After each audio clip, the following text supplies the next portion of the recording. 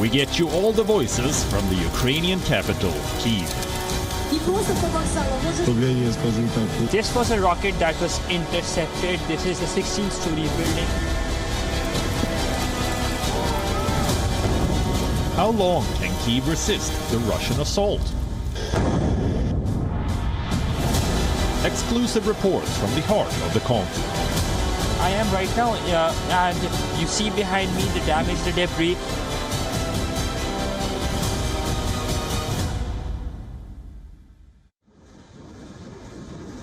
Since last November, Russia has been gathering troops near the Ukraine border.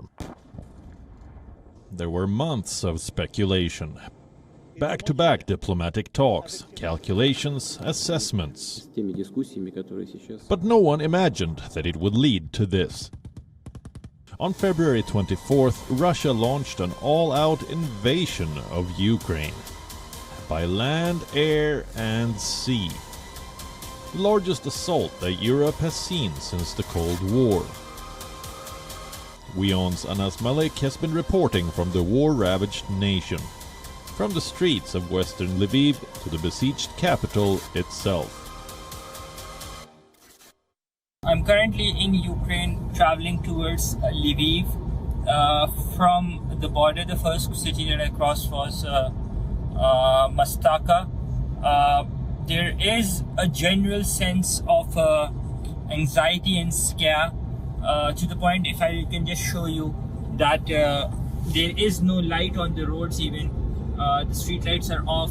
You'd see a couple of checkposts on the road, guarded by the militias, by the army, by the police. So a lot of people have been seen fleeing the country. Lesser cars have been going in, and you'd be very lucky to find a ride or a taxi in case if you're crossing from Ukraine, from Poland into Ukraine.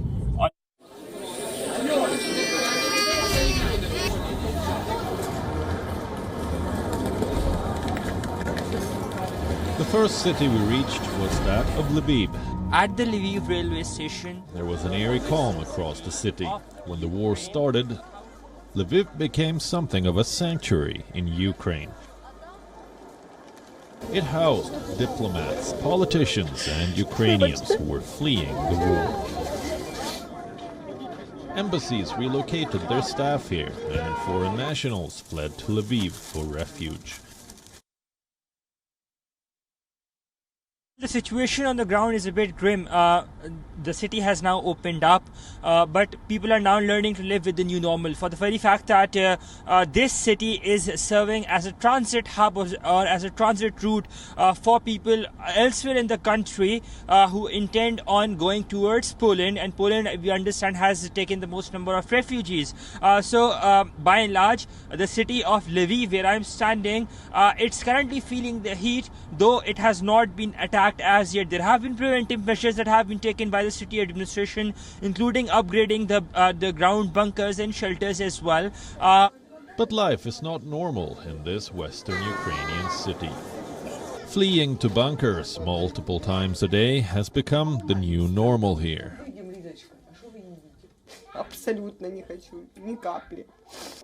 With air raid sirens blaring a few times every day. The people of Lviv flocked to underground safety shelters. Mallick went inside one to see how life was like in Ukraine's underground bomb shelters. So I'm inside one of the bomb shelters that have been made, and if I can just walk you through, these are piles of sack bags filled with sand that has been kept here. There's a makeshift bed that has been that is here by the residents. It's just outskirts of Lviv. There are some sweet potatoes that are here. There's a washing machine, and then some people as well who are here. They've just made it with the basics because they fear an attack. These are some of the bunkers that are here. It's an underground shelter which has been made in the basement of a building, of a residential building, and it's not the utmost. It does not have let's say it does not have the maximum number of amenities, but it is basic. And residents here tell me that they've made these arrangements, they've made these makeshift arrangements for the fact that in case if any untoward situation arises, then they can come here and be safe, or feel safe at least, and defend themselves in case of an untoward incident or an incursion. Anas Mallick in Lviv, Ukraine, for WION World is One. For those who are staying back in Ukraine, these bomb shelters are their new home. But millions of Ukrainians have chosen to flee the country. This is Europe's biggest refugee crisis since World War II. At Lviv, thousands gather at the railway station to board a train, in a bid to escape to Ukraine's neighboring nations.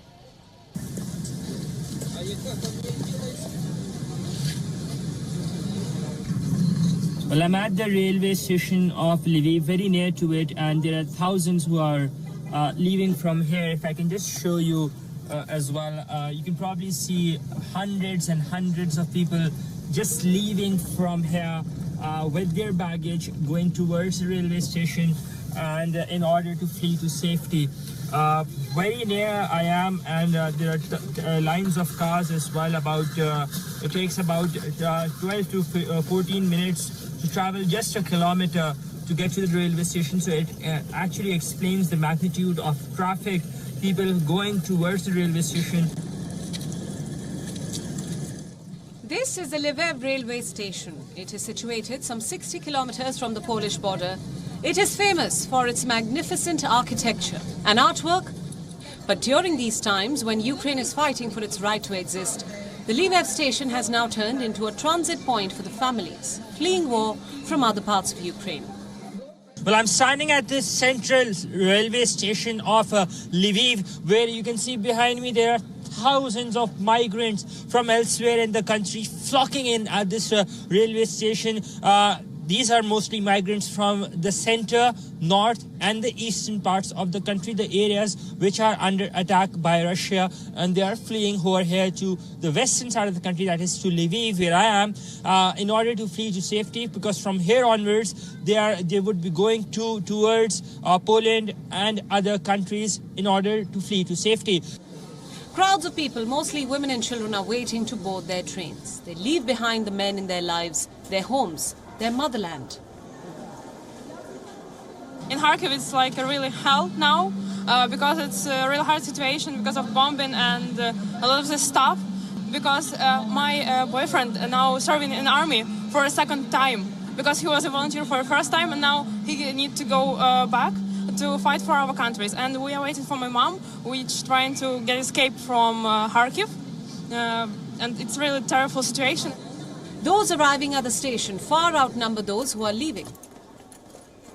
There are long lines that stretch from the platform tunnels to outside the station building. Lviv, the city of trams and cobblestones, has become the staging area for humanitarian aid. While many Ukrainians defend their nation, battle the Russian troops in the rest of the country, the people in Lviv are extending a helping hand to those in need. Makeshift tents have been set up.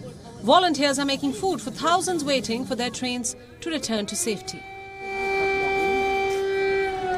Well, I'm standing outside the Lviv Central Railway Station, and it's a makeshift city that has been developed. It's an army of volunteers that is preparing food, that is giving out food. There are relief shelters, medical shelters that are around.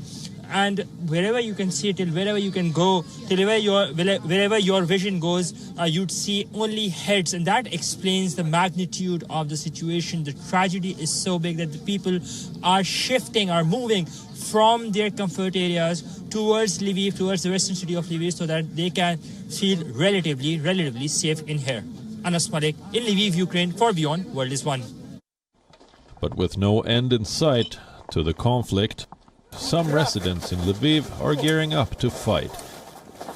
They are arming themselves with homemade Molotov cocktails, using wine bottles to fill the flammable liquid. How do these Molotov cocktails work, and why are they such effective weapons? Citizens here from Ukraine are making what they call bandora smooze, and they say that they're using this as a homemade weapon to protect themselves in case of any Russian attack. This is commonly made through bottles of wine or juices, glass bottles, and they'd be putting in some styrofoam in it.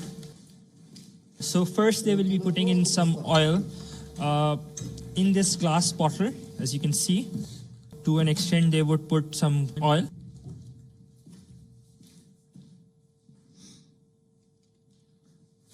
Gas. 20% gas, gasoline.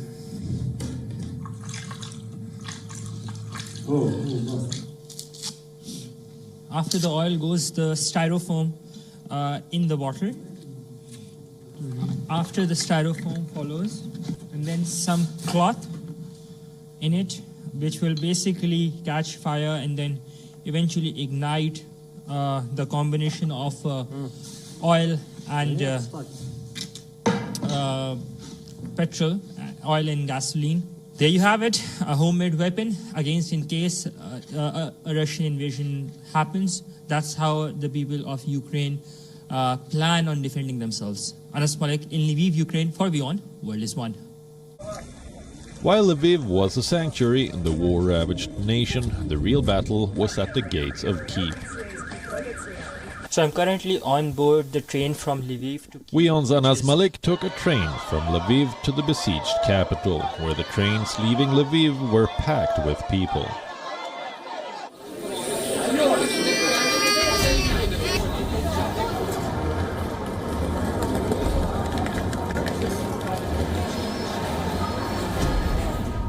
At the Lviv railway station in the western city of Ukraine, thousands of volunteers form chains to pass on relief items into a train.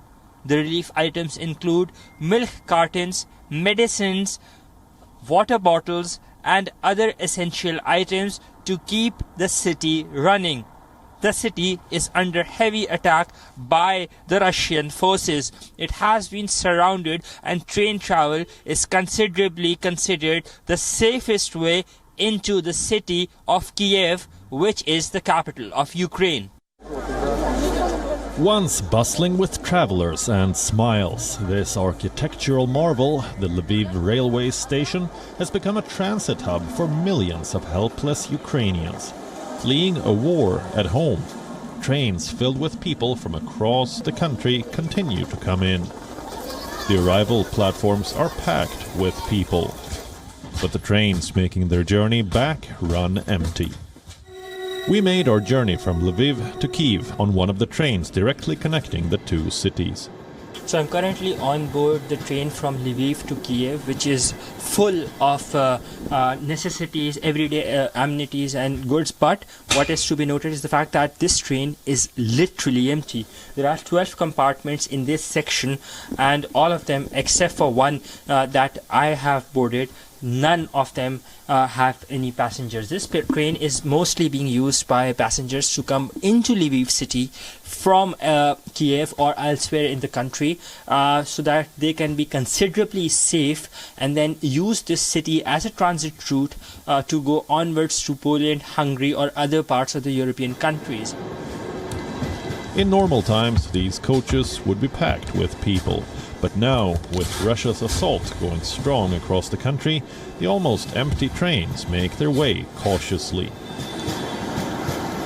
The train journey usually takes about 7 hours if it's a direct train. If it's not, if it has stopovers, it goes through intercity, then it can take up to 11 hours. But this direct train, firstly, it was delayed by about an hour and a half, and currently its arrival is also delayed by about 3 hours. Now, this actually explains, it's an overnight train. This actually explains how cautiously it is being looked at, and there were reports that train tracks could have been targeted. In the night, these windows were closed down, and in order to prevent anybody from looking inside whether there are people or not.